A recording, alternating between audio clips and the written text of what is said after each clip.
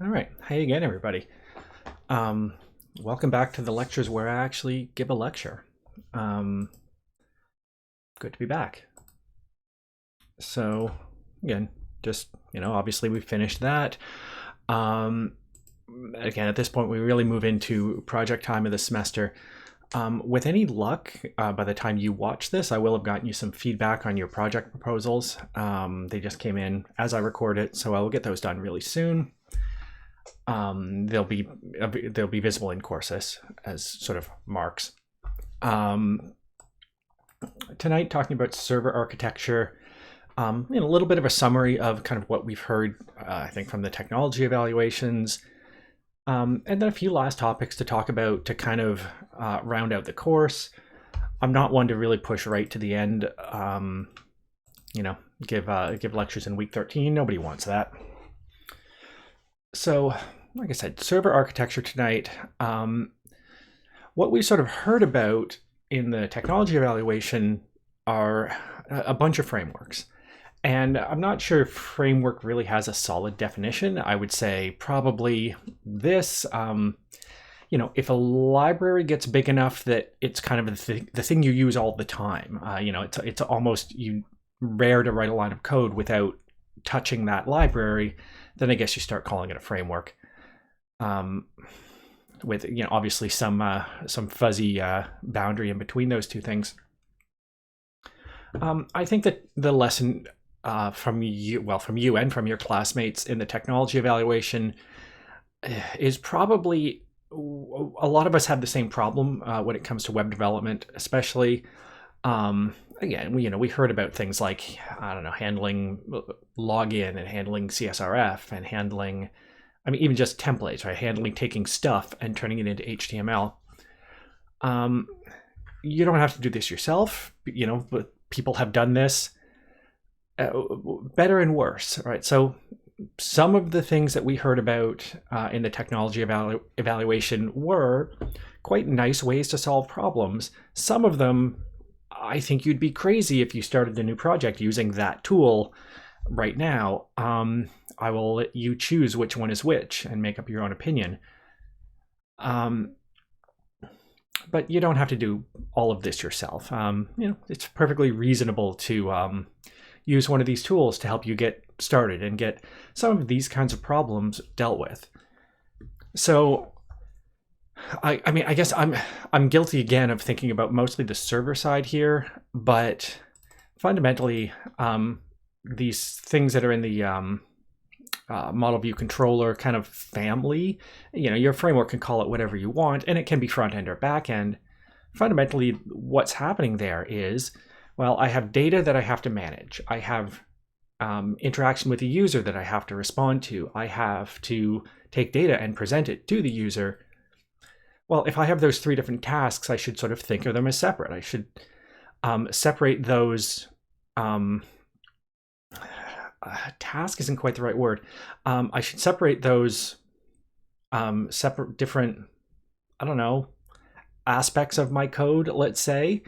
And if I have these really noticeably distinct problems, I should have noticeably distinct code, right? That's just good code organization.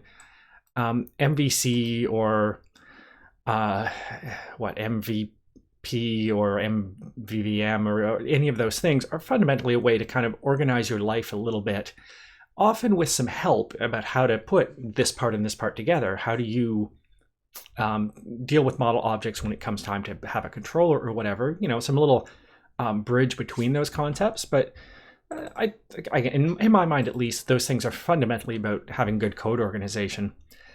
I talked about ORM before the presentations, and we heard about it during as well from a few groups.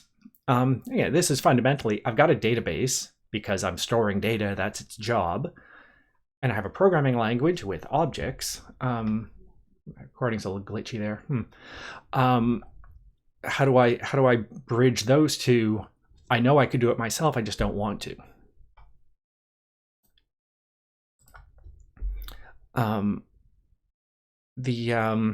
Again, like every framework has some concept. At least server-side framework has some concept of this.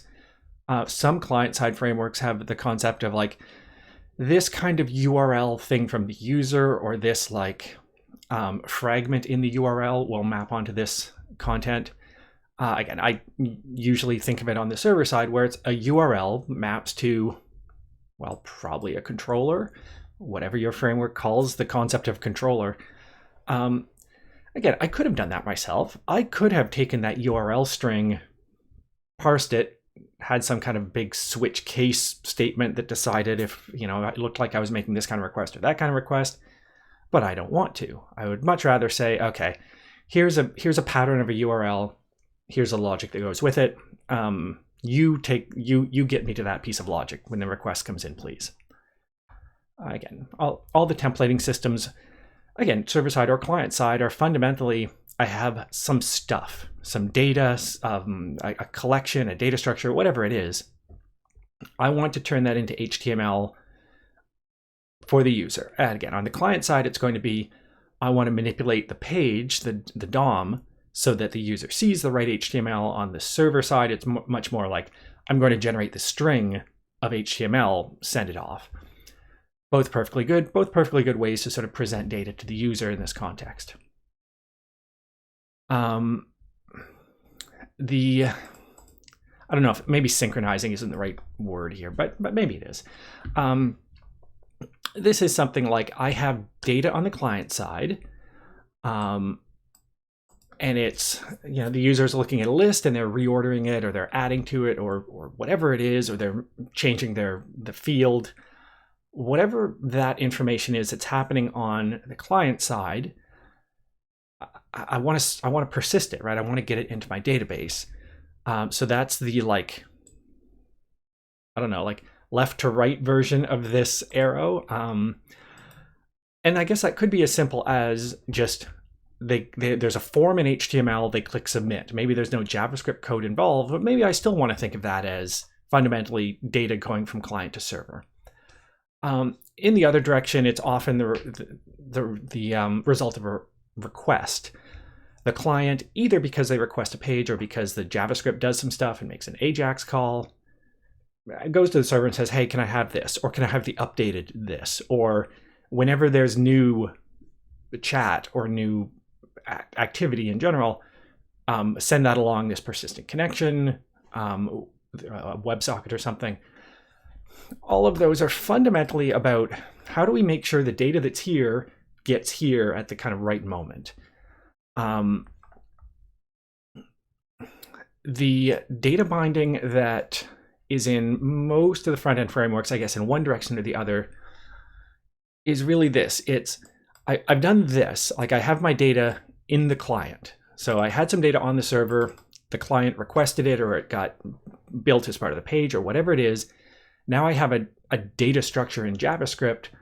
I got to show the user that. And this is fundamentally what like React and Vue are doing. It's, here's some data and here's some declarative description of, well, if I have this kind of data, this kind of display should be the result of that. Take care of it, please.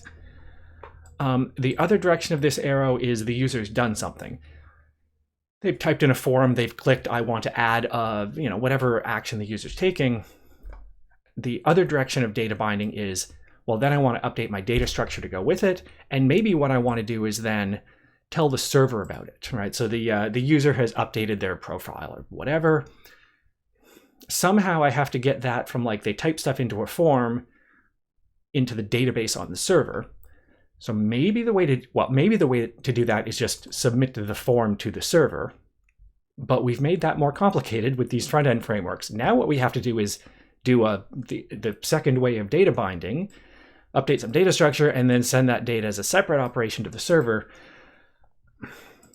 And again, I've been critical of a lot of tutorials and documentation and introductions around this, because so very, very often the tutorial for React or whatever says, oh yeah, you just did it, and then you update the thing.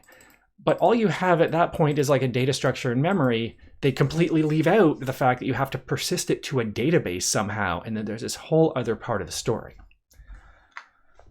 Sessions and user authentication. Again, I think fairly obvious. Again, we all have to do this. Like all of our apps I mean, I suspect everybody's project at least will have some kind of like you log in and then, and if you're not logged in, you're not allowed to kind of logic. So we need those, and then of course the authorization checking that goes along with that. I don't want to write my own user authentication tools. Happy to let my framework do it for me.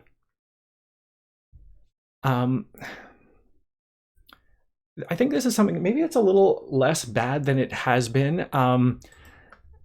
The style of programming changes over time. And I think, the last 10 years has certainly been taken over by this of, you don't just write Python code, C code, C# code. You write code in your framework or with this massive library that takes care of many things for you. And I think you are probably a little more used to that than students were, 5 or 10 years ago, because it's such a part of what programming is, that there's all these tools that help you. So maybe this statement is maybe less true at the moment. But well, being able to read the docs is important. I can't stress enough the irritation I feel when, I see student has problem, student Googles problem, finds Stack Overflow thing. And that's fine. It's not fine if that's the only algorithm you have to find a solution to a problem. The reference documentation is written for a reason. Most projects now have excellent docs. That's not always true. It depends on the tool and how mature it is and just how interested in writing documentation the developers are. But most tools have really good reference documentation. Sometimes you have to go to the reference and puzzle over exactly what that argument does and if it does the thing you need. Sometimes the docs are just incomplete, or, it's just a matter of, okay, you could either write, 1,000 pages of documentation or say, well, here's almost everything you need. Everything else, you're going to have to go to GitHub source. And I've certainly done this, not in this class, but I did this when answering a question for a student, like in the last week of my life in 353. I'm like, why this? And I was about to answer their question, and I ended up 3 levels deep in the scikit-learn source, and eventually said, oh yeah, obviously the solution is obvious now that I am sure it happens. So how do you choose? Again, fundamentally, the sort of presentation of the technology evaluation was, oh, you'll help your classmates choose a technology. Is yours, whatever thing you did, is it good? Is it something we should use? Hopefully that's kind of the question you were thinking of when putting the presentation together. So again, obviously the kind of questions you have to ask are just, what am I looking for here? Is it client side or server side? Again, if you're going to choose, again, there's no law that says you have to have a client side framework, even though it would seem to be implied by every bit of web development that's happened in the last 5 years. You really don't. You really do not need a client-side framework. You can send HTML to a web browser. It will display it. They're really good at that. And again, if you're choosing a client-side framework, remember you're only half done framework choice. You need something in the back end because you're going to have to persist some data. It has to happen on the server. You're going to have to do some authorization checking. That has to happen on the server. My worry about some frameworks, often when I'm doing a tutorial, is does it really solve my problem, or does it really solve problems? I worry that sometimes, and I've done this when I've played with some tools, the client-side frameworks in particular, they seem to really be very, very good at the thing they're designed for. Okay, here's the data structure, display the HTML for the user, thanks, and update things dynamically as that data structure changes, or the state object or whatever it's called. But what if I have a different thing? What if, I want to have this logic over here, update that thing over there, and then you're really fighting this thing that says, no, you're not supposed to do that. Okay, you do for, I have to do it for my problem, but you're not supposed to do that. So it's really hard. That can happen. This is a big one for me. Well, because one, obviously security is important as someone who does a lot of web development, but I see that, and I see this in students, and I see it in other developers, and I see it in myself, that what you do is the obvious thing, right? If there's a way, if it's in the tutorial and the tutorial says, oh, you can just do this, and it's only 2 lines of code, are those 2 lines of code secure? Or do you have to write a 3rd line of code to make it secure? And if you do, you're going to forget to write that 3rd line of code sometimes. Is the code beautiful and readable just kind of by default if you do things the obvious way, because you're going to do things the obvious way? I think defaults matter. So if I had an answer, we wouldn't have needed the technology evaluation, right? Like the whole point of that was there are a lot of tools to choose from. Some are good, some are bad, some are good at some things and bad at other things. You have to sort of make your choice for you and for your project. I think there's some obviously bad choices. I won't switch to the topic list and pick on anybody's technology, but there are some where I think you'd be crazy to use it. So I think the goal of the framework, and honestly, I think the first goal is development should be fast. I care about the site being fast, certainly, but I also care a lot about my time. I care that I can get a thing done, a piece of logic implemented, a bug fixed, whatever it is. I care about my time quite a lot, much more, frankly, than I usually care about the CPU time. But I'm gonna focus on fast. And again, it's another thing that sometimes web developers forget. That interaction, that user clicks something and then within 100 or 200 milliseconds they get the result. That's important. It's an important part of usability. It's an important part of actually, making your site, popular, I guess. Again, another irritation of mine with the front-end frameworks, I'm increasingly finding websites that are just unusable on my phone because they're doing so much JavaScript work to build the page that my phone heats up and then my page takes forever to draw, and I just end up giving up and pulling out a computer, which is not a good outcome for a website, or just giving up and not going to that website anymore. Right. So fast, right. Back on topic. So there's a couple things here that I think of when I say fast. One of them is throughput. Just like I want, if I buy one server or rent one server from Amazon, I want to do a lot of things with it. I want that thing to be able to do many responses per second because I want to get my money's worth out of it. And the other one is latency. Just I want the user to get their response quickly. Even if the thing's not under load, it could be the case that, okay, I could generate 1,000 pages concurrently, but each one takes a full second. That's not great either. So don't do work is maybe the obvious way to make a program fast, right? So anything you can do or anything you can avoid doing as part of building a web page, or again, I guess I'm thinking a page or API response like JSON object, put whatever response you want in that slot. But starting from basics, I need to get my code running on a server, and maybe that's in a container or whatever. Again, don't forget that when you're running something with Docker or whatever, there still has to be a computer there during the work. So whatever situation we're in here. So all of these things that are sort of, they're ways to bridge code in your programming language to a web server, fundamentally. So I have a web server that speaks rack, maybe. So I have Nginx knowing how to contact a rack backend or whatever it is. And then rack is fundamentally a standard way that Ruby code can deal with HTTP request, HTTP response. And WSGI for Python, Node.js is fundamentally that for JavaScript. And it fills a couple of roles, but basically Node.js is a way to create a web server kind of thing, probably a local like backend server, as I'm going to talk about later, with JavaScript on the server side, so that it can be contacted by a front-end server.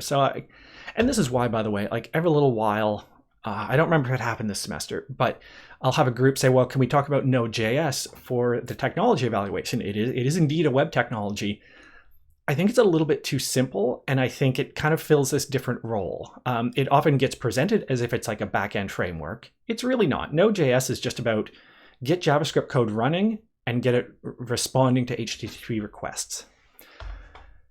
And Netty and servlets in the Java world are doing that same job, whichever one you like. They all have some demands on your code. So I'm kind of assuming in this story, you're not the one writing Nginx or the Apache web server or whatever.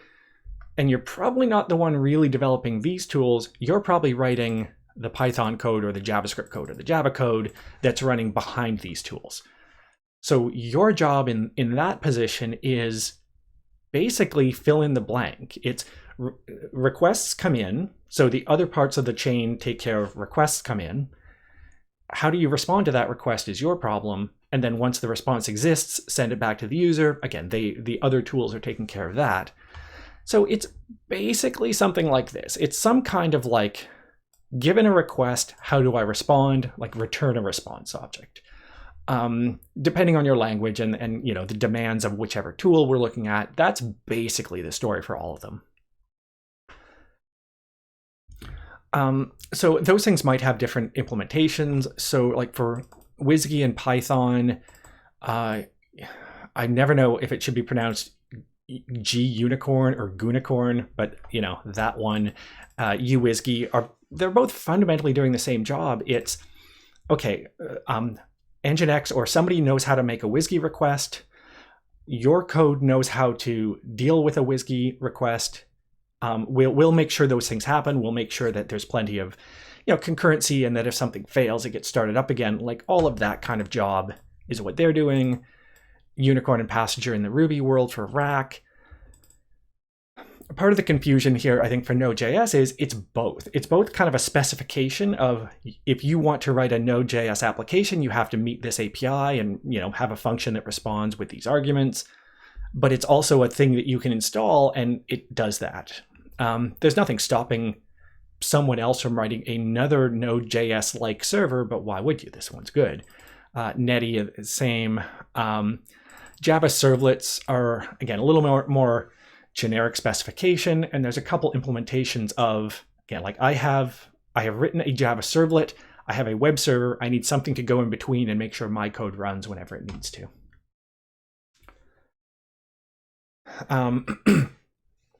Right, so the story here is, well, there's a user. The user sees something that probably gets called a front-end server, Nginx, maybe Apache web server, maybe IIS if you're in a Microsoft kind of world, that is facing the outside world and dealing with that. The front-end server probably makes a relatively simple relatively simple decision, which is like, okay, well, a request came in for like a /static URL, so that's a file on a disk, send it. Or anything else, or if the file exists on disk, send it, else call the Ruby on Rails code, like depending how things are set up. But then once I decided, okay, it's the Ruby on Rails, or I guess I should at this point just say it's Ruby or it's Python or whatever. Once the server said, oh, I have to make that WSGI request, okay, send it to whoever is running that logic.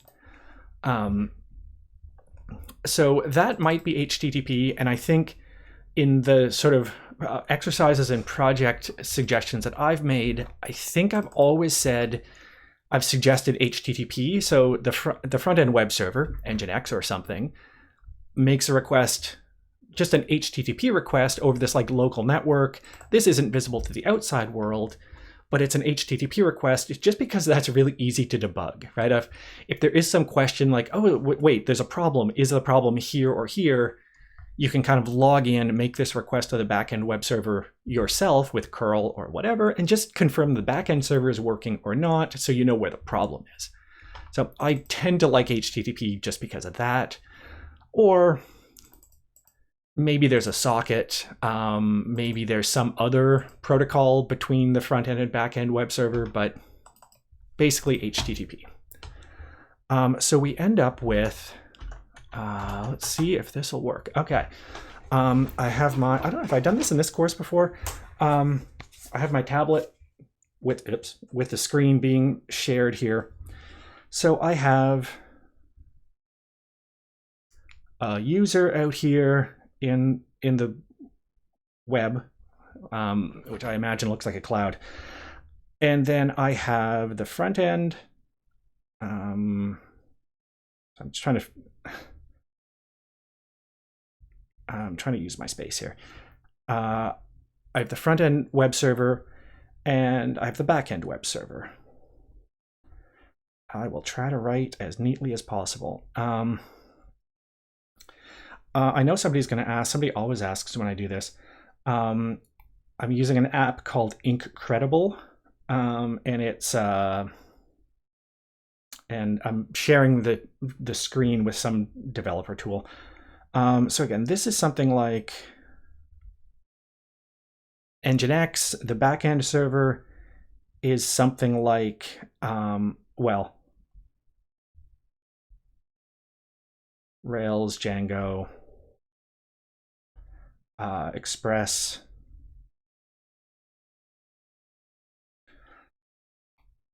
And then, so obviously the user is, of course, the user doesn't know any of this is going on, right? The user's making an HTTP request to the front-end web server. And then the front-end server is talking to the back-end web server with, again, maybe HTTP. That's probably the easiest, but it depends. I guess, so I'm going to fill in some more on that picture, but I think I'll leave it there for now. I'll come back to that.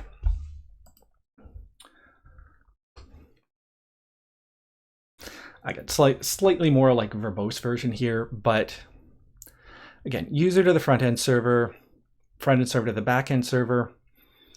So again, these tools are fundamentally a description of what kind of communication is happening between the front-end and back-end server.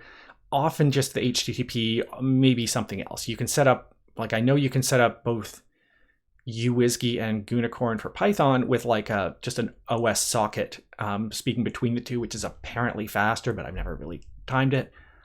So those define that interface and are kind of running here, right? Again, they're the thing that's fundamentally running, that's opening that port, responding to the request initially as far as the operating system is concerned, and just making sure your code is running. So, right, like everything kind of from the backend server back here is fundamentally a Python process or a Ruby process or a Node.js JavaScript process. They call code. And as far as they're concerned, they just make this function call whatever it is, passing whatever arguments make sense, expecting whatever response.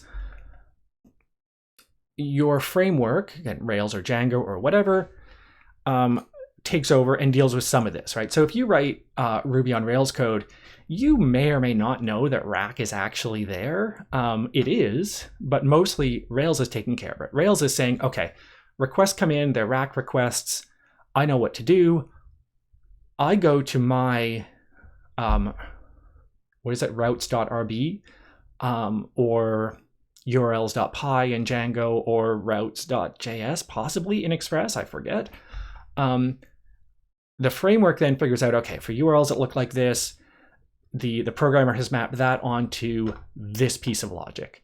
So we have those couple of steps down the path in order to actually run the function that you wrote that says, okay, well, use my object relational mapper and get this stuff and then render this template and send that back through this chain. So it's going to, return the response or send the response, however that's happening, send the response. It sounds like there's a lot of steps in there. It's not as bad as it looks.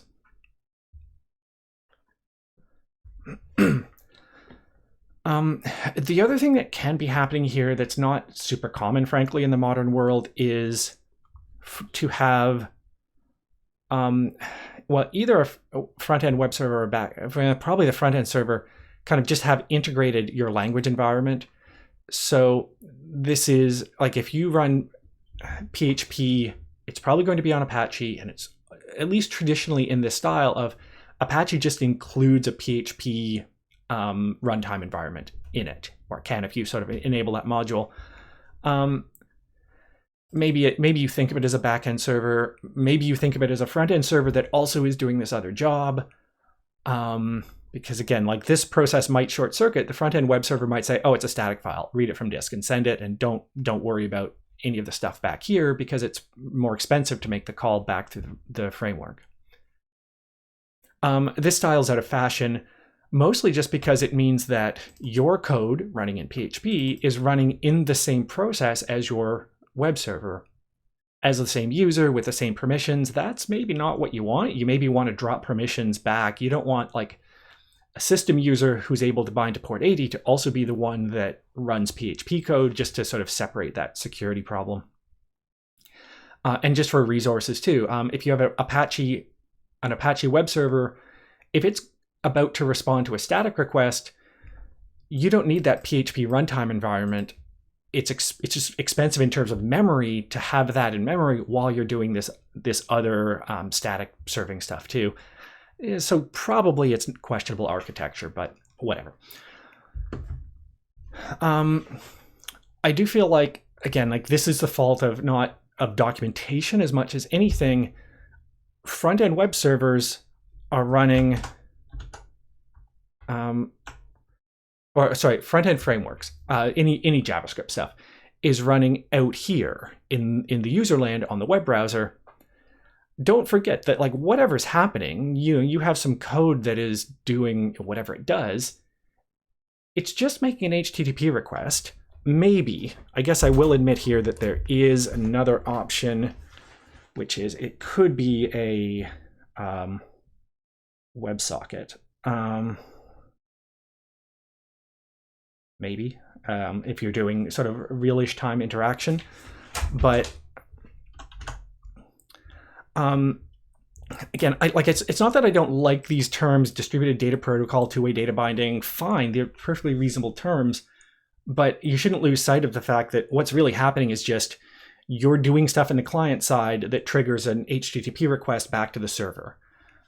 Those are separate things. The code is running in these two different spots. Don't lose sight of that. One thing I will say here, I do feel like the frameworks that kind of take both roles, Ember being the one I guess that's most notable. Ember, like when you write an Ember project, you have code that's running both on the server side and the client side as part of one Ember project. I wonder how many Ember programmers don't know, like, they write, if you write a specific file, like this file, and you do some stuff in it, I wonder how many Ember programmers, if you said, quick, is that server side or client side, they would not be able to answer really quickly. It's dangerous to forget which one's which, because stuff that's running on the client side, you can't do any security related anything, right? You can't check authorization. You can't check a password. Like all of those things cannot be done on the client side securely. They have to be done on the server side where you can ensure that they happen.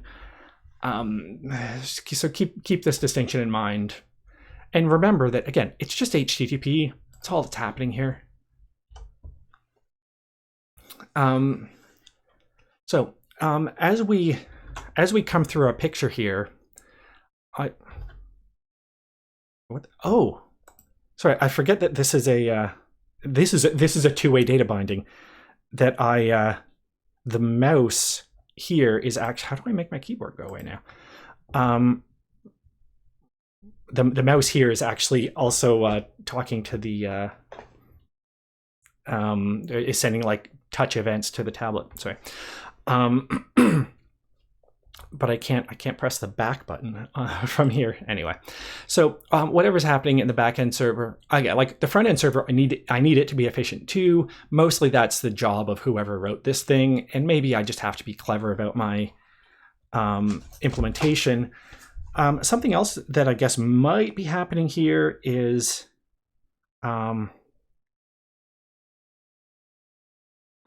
I might potentially have a separate web server that's just in charge of serving static files.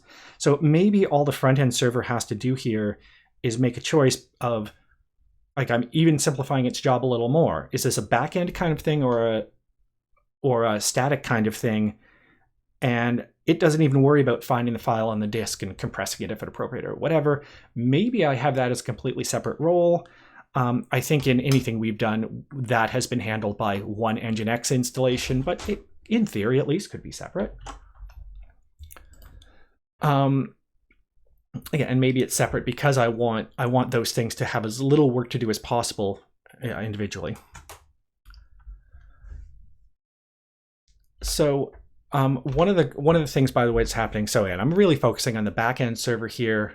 I do want to keep those things alive. It's a little bit expensive to start up the Python or Ruby or JavaScript process.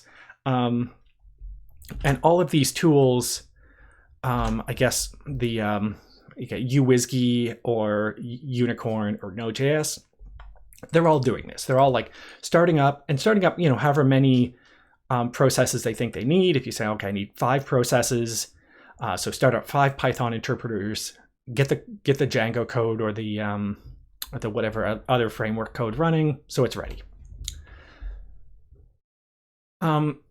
So again, I don't want to do that with every request. I want to do it once when I kind of start things up. There might be other stuff that I don't want to do with every request. So something like, I mean, maybe connecting to the database server is the most obvious. I don't want to, every time a user makes a request, have to have that like connect to the Postgres or MySQL server so that I can then start actually doing useful work. I can do that once and then serve 1,000 requests on that one connection. Maybe, I don't know how true this is in Rails in the modern world. Initially, when Rails sort of started up, it didn't have any idea what its model structure was. It looked at the database and said, oh, I have these tables.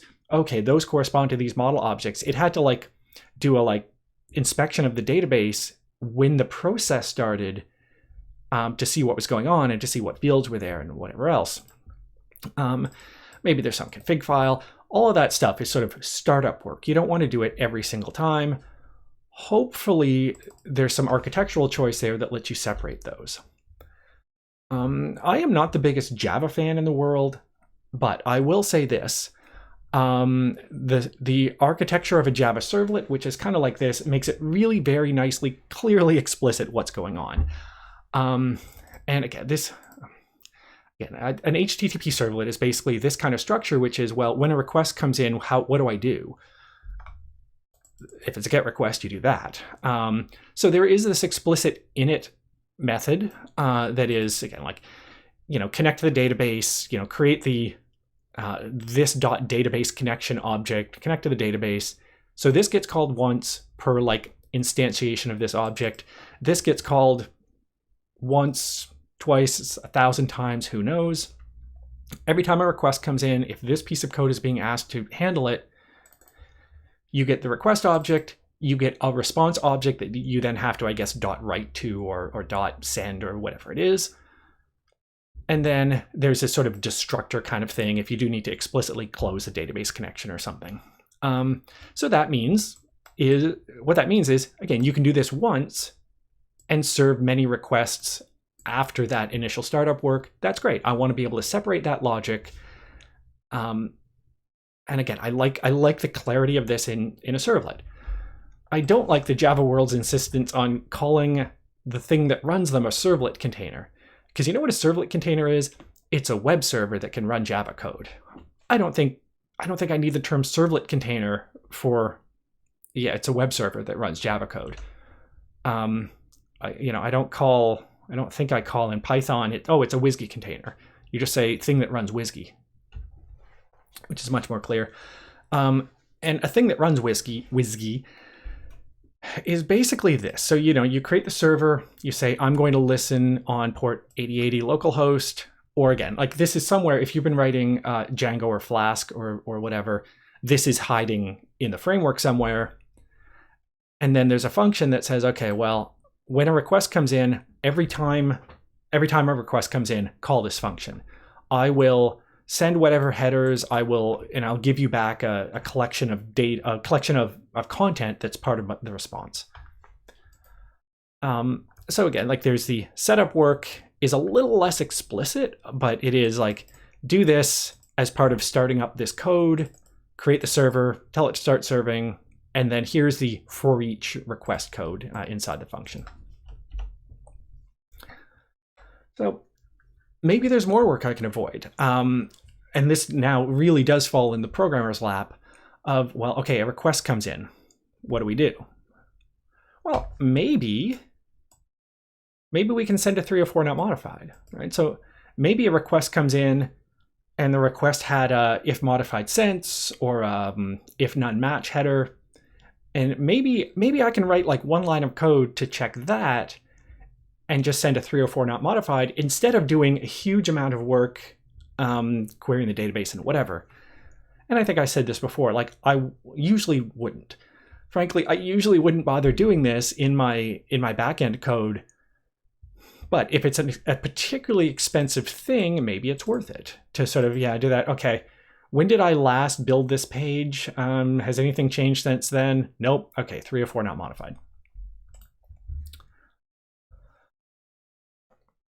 Now, again, in the name of avoiding work, and avoiding, again, specifically like avoiding probably backend work, because the backend code written in Ruby or whatever is probably slower. It's doing a bigger job than just like sending a static file. I don't like that a web accelerator gets attached to this. It's kind of too vague. Like there's too many things that accelerate web things. So I'm going to say reverse proxy, but same concept if you've heard of it before. We've talked about in the past caching proxy servers, but we kind of said, I don't really use them because the user has to configure something and users tend to not configure things. But, so again, in our picture here, probably the sort of front-end server's work is pretty cheap and the back-end server's work is pretty expensive. Sometimes that's language choice. They tend to be slower languages, although those in 383 may know that I would argue with that. But it does tend to be true. They're just doing a lot of work, right? Like the job of making the database queries, building the ORM objects, passing that to a template, doing all the string manipulation implicit in rendering a template is expensive. Maybe the stuff you're doing is expensive, right? You have this big multi-way join, and then you have to iterate through all of those results and do some custom aggregation because you had whatever. Maybe your code is expensive. So the picture we had before was a caching proxy server like this, right? So the user's organization. And maybe a company would have some setup like this, but usually not. What I'm going to do here to create a reverse proxy is change where this dotted line is. So instead of the caching proxy server being on the user's end of thing, it's going to be in my side of things, in my network. Now I'm in control of this. And now every request that comes in, nobody has any configuration to do, nobody has any choice. As far as they're concerned, this computer is the thing called www.example.com. So when they make a request, it goes there. But if it's a caching proxy server, now I can get a lot of stuff done. I can cache a lot of stuff maybe very usefully in there. So in this picture, and I fear I may have penned myself in with a space here. Can I do that? Okay. Okay, so I still have HTTP and WebSockets here. Now I have this reverse proxy or accelerator or whatever you call it.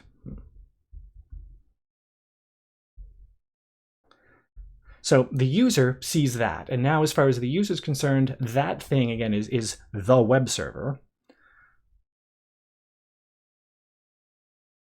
It can now cache. So if I have something that has a cache expiry of, again, even 5 minutes or something, the reverse proxy can send it without ever bothering anything else in this picture. That's maybe nice. Yeah, I think that's what I said. And yeah, the user's completely blind to this, right? So as far as they're concerned, they made an HTTP request. It got responded to. And now I have somewhere where I can cache for everybody. And I think maybe Wikipedia is the most obvious example here, where this would make sense. And it does, like Wikipedia is set up this way, unless they changed stuff quite recently. When you go to wikipedia.org, what you're hitting is a reverse proxy server, and it has a cache copy of, I don't know, what's a Wikipedia page that people go to a lot, Donald Trump or whatever. That page is almost certainly here. Maybe it's not. Again, maybe once in a while somebody hits a page that's not very common or hasn't been requested very recently. Then we have to go through this whole thing and come back to their backend code that is MediaWiki written in PHP. You know, I as much as I hate PHP so very, very much, I guess I should be fair here and say, wait, what are the common PHP frameworks? Oh, this is going to bug me. Let's go Laravel is one. Yeah, I shouldn't. Again, I hate the programming language, but that's just my opinion. You're free to disagree with me. So again, like maybe I can avoid all of that work back there if I can keep a cache copy up in the reverse proxy server. Maybe, again, I don't know what Wikipedia's strategy is here, but maybe what they do is cache for like 60 seconds. So that might mean when I request a Wikipedia page, maybe somebody edited it 59 seconds ago and I get a slightly out of date version. Oh well, like I probably don't care very much about that. And that means that for almost every request for a popular page that comes in, none of the expensive stuff has to happen. Only the sort of look it up in a cache and send it and we're done. The hard work happens much, much more infrequently. So there's a couple tools for this. Varnish is probably the one in the modern world that you'd choose. It's designed to be a reverse proxy and to be very fast. Nginx can integrate with memcached, which is a, not surprisingly, memory cache. They'll probably talk about it a bit later. So, you know, it's somebody's blog post. But with a nice picture at least. Again, like the request comes in and Nginx again can have this integrated in and can say, hey, do you have this page? Oh, you do, send it, and not bother anybody else.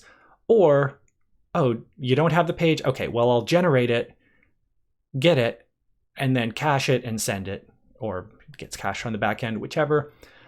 I now have this cache invalidation problem to worry about where how can I decide? Like, what if my reverse proxy has an old version and I need it to be updated? That's less clear now. But again, so this sort of stuff that might be happening here, this might be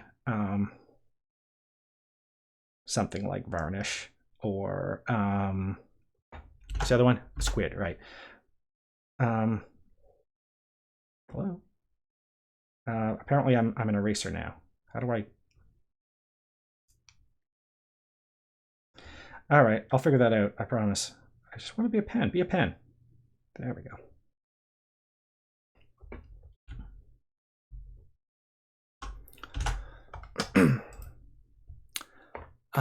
Right, and I guess the other thing I said there, which I probably should point out, like this doesn't imply that I have to have 4 different computers, right? In my picture, like it could well be that like all of these things are one server. They might even be one process, right? Like all of this could be, so again, Nginx plus memcache can do that. So maybe everything inside that red dotted line is just one Nginx process. You know, I can think of them as separate. I can think of them as one thing, just depending how my architecture is going.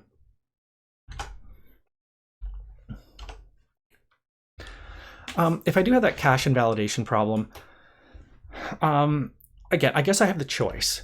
One thing, which is what this author was suggesting, is just basically have the short timeout. Just forget it. Just say, you know what? I am willing to accept that my site might sometimes be 60 seconds out of date. That is a price that I'm willing to pay for this reverse proxy server doing almost all the work for me and doing it very quickly.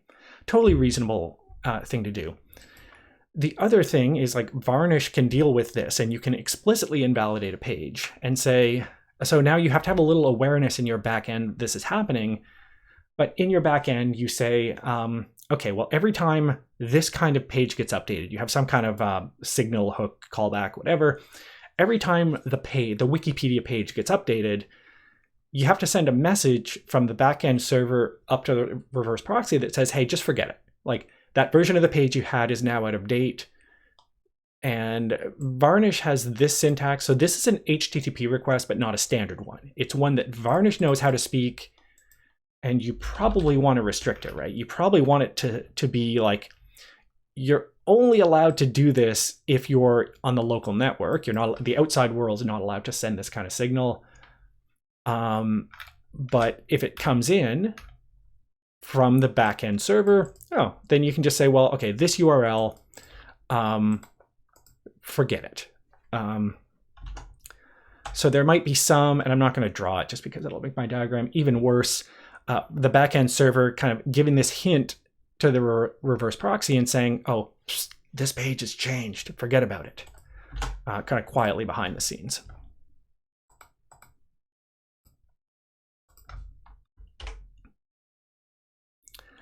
So yeah, like I said, it comes with a huge potentially speed benefit, but now I have this. And honestly, until proven otherwise, I think my suggestion would be just don't keep the cache time short. Like, if you have a page that's kind of expensive to generate, and the problem is that you're popular and 100 people per second are requesting that page, well, if you can get 100 per second down to 1 minute because you cached it for 60 seconds, and that's an acceptable kind of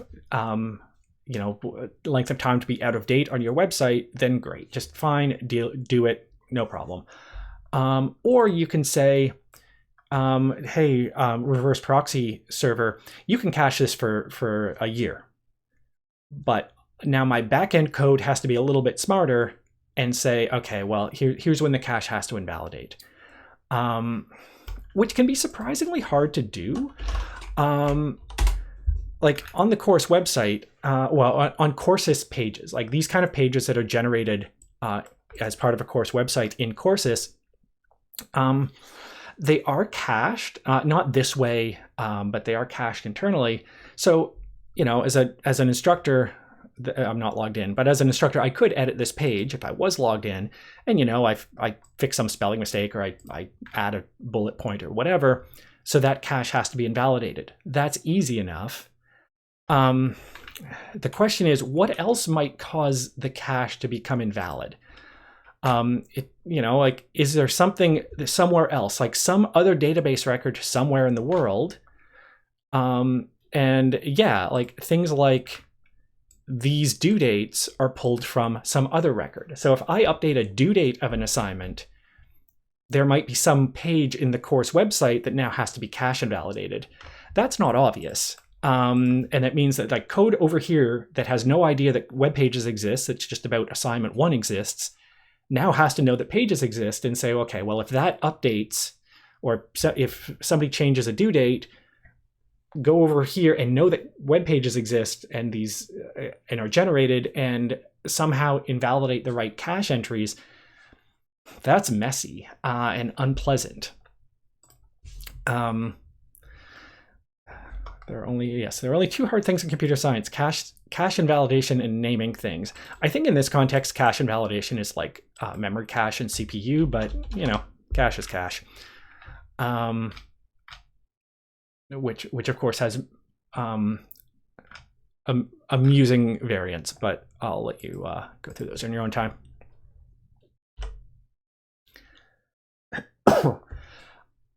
so we have both caused and solved problems here. Look, again, if we have this kind of situation where, okay, a lot of users are requesting the same page, I'm going to have a reverse proxy up here. I want to have everyone use it. And now they will, right? Because now they have no choice. If they request mywebsite.com, they will hit this as the first server. That's where they kind of appear in my network. So there's no question everybody's using the same cache. But now I have this problem of, well, what if there's different versions of content? And this might be something as simple as the accept language header, where the English users and the French users and the Chinese users all get different stuff because we're a translated website. That's fine. Different logged in users is much worse, right? So if every user has their preferences about what they see, or they have a separate news feed, well, then every user is going to have a different copy, a different version of that page. Now this reverse proxy isn't nearly as useful because I have so many different versions of the content to worry about. There are, and I think I mentioned this at the time, but there are HTTP headers that make the cache aware of these kinds of differences. So you can say, like back here in the backend server, where oh, you know what, I have different translations of this page. You probably should be doing it anyway if it's a translated web page where the accept language header affects the content. From there, you can return this header. So with your response, you say, this page varies on the value of this request header, is what's being said there. Okay, so then fine. The reverse proxy will now have the English version of the page and the French version of the page and the Chinese version of the page and whatever. That's a relatively small number of different versions. It's probably still better than not. If content is different because it's a different user who's logged in, then the thing you have to express is this content depends on the value of the cookie. Well, every single user, every browser that comes along has a different cookie. Well, now your reverse proxy is almost useless. Okay, I can take my version of the page and cache it. So if I come back to the website, great. And if you come back to the website, fine, your version will be cached. But that's not nearly as good as I know that I will only have to generate this page once per minute. I have to generate now this page once per minute per user, and that's much less of a benefit. But we have some control. Maybe the thing you're doing, and this is considered dirty in the modern world, but you can do something like this with Varnish and say, well, when there's this sort of rewrite. So as the request comes into Varnish, you can say, okay, well, I'm going to add this header that's sort of a higher level user agent header. So instead of every single browser, every single version, every single OS, I'll in Varnish create this header that says mobile phone, and then in the back end say this page varies on that. If you do want to do device detection, which again, like device detection is pretty sketch, but can be done and maybe is a very occasionally useful. Yeah, okay.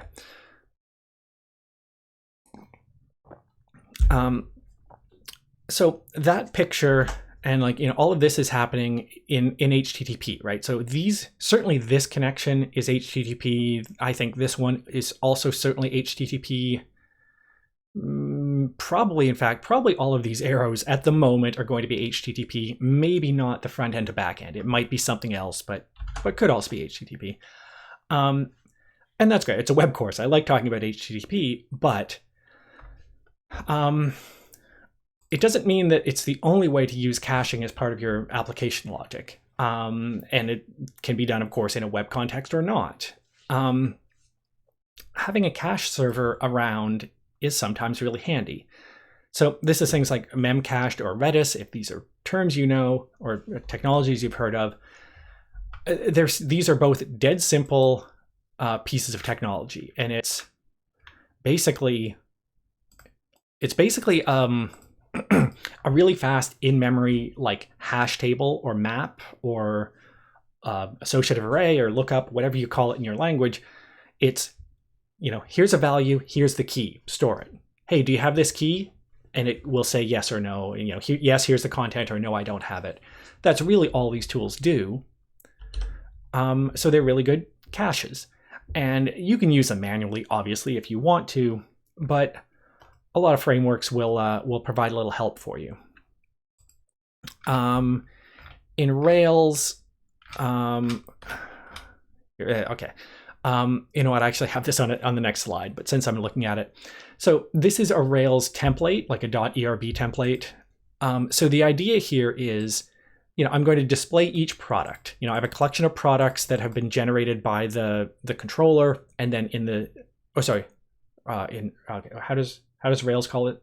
Yeah. So in the controller for Rails would have generated this object, and this is the template, which is the view layer in Rails. So for each product, I'm going to render it, you know, and kind of replace that line with whatever the, you know, draw the little box with the picture and the title of the thing and the price or whatever. This wrapper, the cache, is basically, I want to cache this thing, so the thing with this value. If I ever want to render that again, you can just use the same HTML you used last time I rendered that product to fill in this little chunk of the template. That, again, maybe generating this HTML is a little bit expensive. I can't really tell from what I'm looking at here, but if it is, if you have to do a couple things, and again, like, does the picture exist or not, or do I use the generic picture, and what category is it in? Like, maybe there is a lot of stuff hidden by that render product line. Maybe I want to save that and not do it every time I have to display a product to a user. In Django, there is this kind of thing, which again, I think I have it on a slide, but this decorator, which I think I pointed out before, which is on a view in Django, which is what everyone else would have called the controller, cache it for 15 minutes. So that is set an expires header 15 minutes in the future, and cache it as part of the application logic in something like memcached or Redis. And then the same kind of thing for an Express.js written as middleware. So this is when this kind of request comes in, put the cache for 5 minutes middleware in the chain. So again, it's set I think it's set the expires header and cache wherever you cache stuff in this tool. So now our picture becomes one step worse. Can I? Haha, can't do that with a piece of paper under a document camera, which is how I usually do this. So now I have a cache. I guess it's a storage thing. Maybe I should. My knowledge of flowcharts is limited, but I'm pretty sure that's a storage thing. And now my backend code, this is just me as a programmer. If I want to store some stuff, I can. And that's things like, again, memcached or Redis. Can again store stuff if I need them to. And I guess maybe the one other thing that they do is, okay, store this, retrieve this. It's actually store it with a timeout. So store this for 60 seconds, store this for a year. When you store something in those caches, you can ask for that timeout. So yeah, that's the code from the Rails docs. Okay. So the sort of equivalent code for that Express middleware is, again, this, or in Django, you express the exact same thought with that function decorator in Python, as opposed to middleware insertion in Express. Again, the same thought of, yeah, cache this for 5 minutes. Maybe that sends a message. Again, if it sets the expires header, maybe it will trigger some caching in the reverse proxy. But those also, again, they have a cache server and will communicate with it, so that anybody else who's doing this can, again, if I have more backend servers sharing the load, they'll all use that same cache, presumably. Maybe you just have to be a programmer. Like, maybe you don't get a lot of help from the framework, other than maybe a function, some concept of a cache, and I can I can get or set. And I've written this pattern certainly myself, and this is something like, I have some work to do. Like, I have some kind of expensive work to get done. It involves a bunch of database queries at some remote API call or whatever. This is slow or whatever.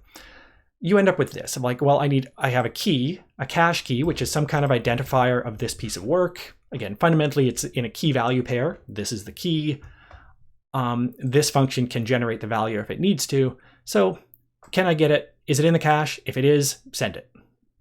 Else, build it. So do the expensive thing, cache the result for however long I think. So I've said 2 minutes there. So what I know here is I will never call this function with this argument more than once every 2 minutes in my entire application. That's the hope. Assuming I've set things up properly, all of the backend servers are sharing the same cache. That should work itself out. I just have to make sure that my identifying string, that is the key in the key value pair, is actually, properly identifying. If you get that wrong, you're in trouble. Probably the thing to think about here is that this is denormalized data. So, what I haven't drawn on here is a database server.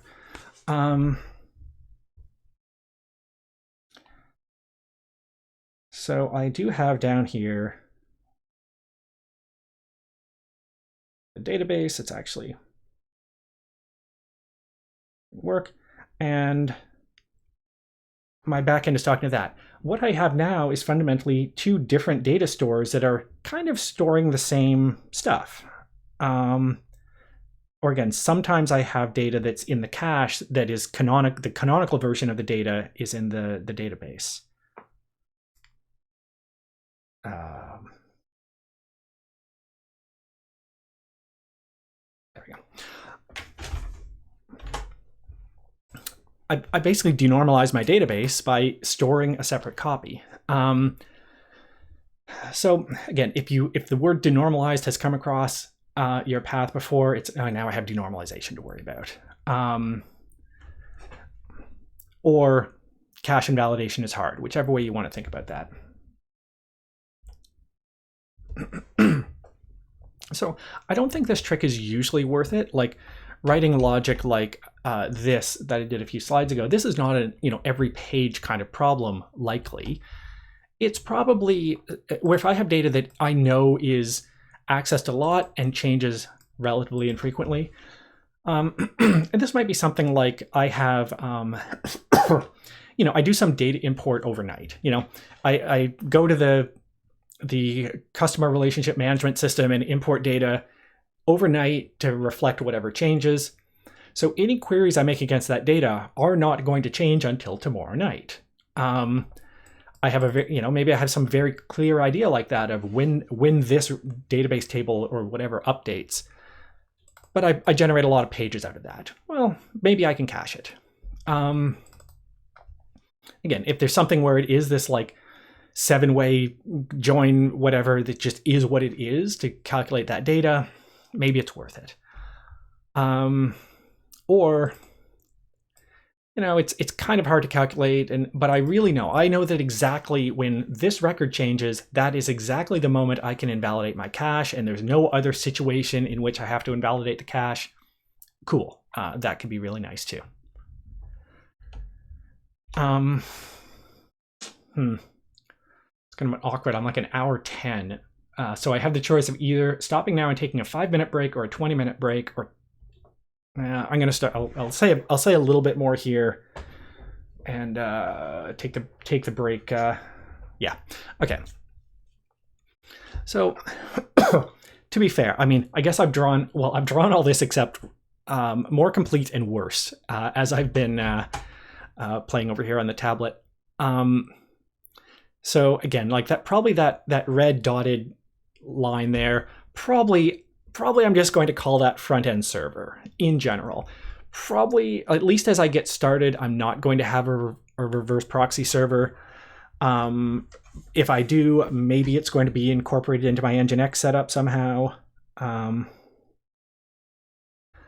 maybe Nginx is doing all those. Maybe, and I guess I didn't say this, the reverse proxy kind of thing is something you can just buy, right? You can have Cloudflare say, effectively take this reverse proxy role, where you set your DNS entries so that, mywebpage.com maps onto some Cloudflare API or Cloudflare server or IP address or whatever, and then they take care of this caching business, and they do it in some big global distributed way that's really awesome. And then they only bug you for stuff that they don't have cached. So maybe I should add that in here as an option. Again, I'm running out of room.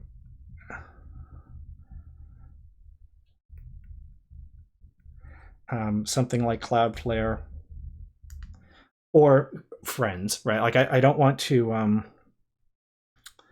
I don't want to share, I don't want to show any particular favoritism there. Cloudflare seems good at it, but they're not the only one. They are the only one that off the top of my head, sorry, just trying to write ever so slightly neatly.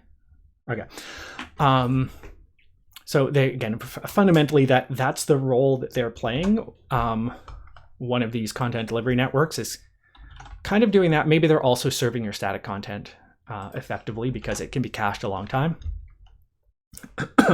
But anyway, I'm going to sort of mentally simplify my picture. So I have a front-end server, probably Nginx or similar, a back-end server, Rails or Django or Express or Laravel or something, and a database, Postgres or MySQL or something.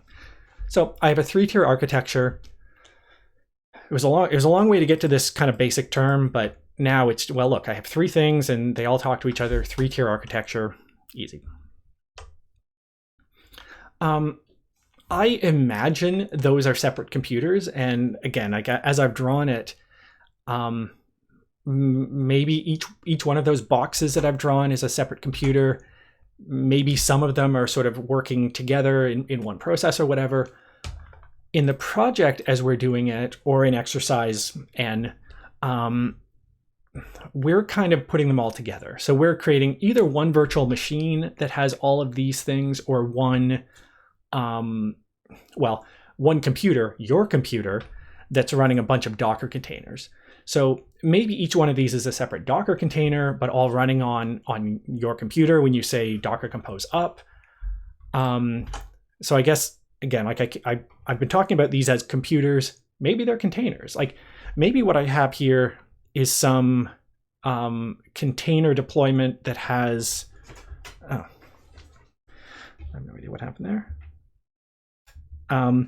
That has a separate container for each one of these things, and they run, on one computer today, but as I expand, I can start spreading things out a little bit more and scaling out. Either way, those ideas are in there.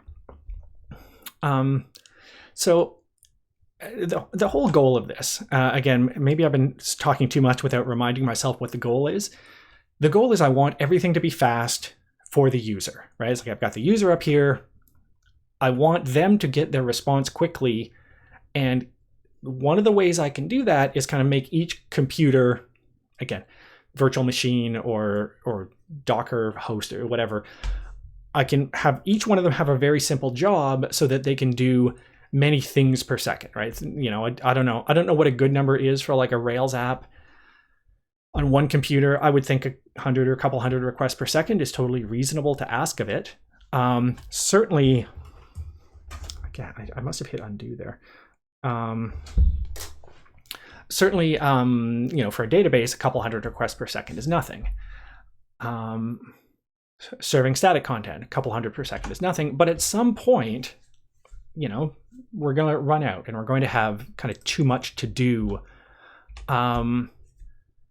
Okay, is that a good spot? That's a good spot to take a break. So we'll have about a 15-minute break here, which will take us to whatever 30. Come back in a few minutes, go get yourself some dinner, and we'll talk about some more server architecture stuff.